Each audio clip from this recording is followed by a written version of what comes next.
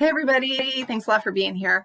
I like to talk about creative real estate investment strategies, and I'm working with this really brilliant investor who really recently, wow, could I say really a few more times? Okay. She came up with this fantastic idea, which was she stayed at an Airbnb, and we're actually familiar with the Airbnb and where it is. It's in the Okanagan, and decided to approach the sellers about buying it. And so again, we're familiar with this Airbnb, and it's a fantastic unit in a multi-unit thing, underground parking, boat slips. Oh, it's just amazing. And the one thing that we noticed about it when we were there, okay, was that next door is an abandoned work. It's an abandoned work site, so it looks like a developer ran out of money. Probably it's probably tied up in court, stuff like that. And so I'm working with this person, and she's trying to put this deal together. And I'm driving my daughter to a job site today, so she's helping my husband on a project. And it was really interesting because she said, "Mom, I want you to keep something in mind when it comes to that property. Remember when we were there?" I said, "Yeah." And she said, "Remember how there's that big abandoned site next door?" I said, "Yeah." And she said, "Remember when we went to Vancouver and we stayed in an Airbnb and there was a construction site next door and how much we hated that?"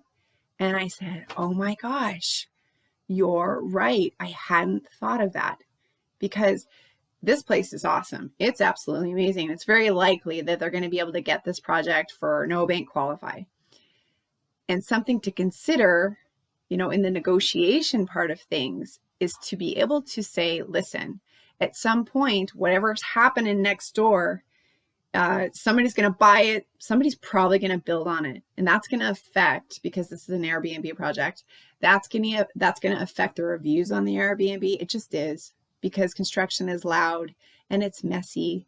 And it just, it's kind of an inconvenience for people that are ultimately on vacation. And guess when it's probably going to be built? Yes, in the summertime, which is the ideal to have Airbnb guests. So I was just really impressed and amazed at my 19-year-old, who is obviously paying attention. She made a great point, because it's going to be, again, something that is a negotiation aspect of things. And it's also just something to be aware of in the future, so that if you're aware that there could be problems, you've got to be ready for possible price adjustments or cash flow adjustments, because it could inevitably happen. So I hope that's helpful for you. Listen to people.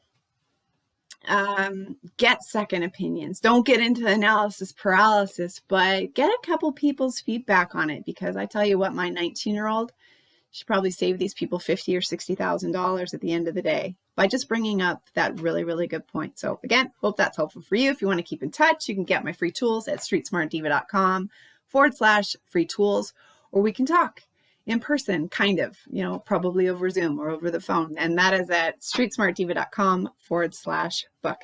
Hope you're having a good day. We'll see you next time.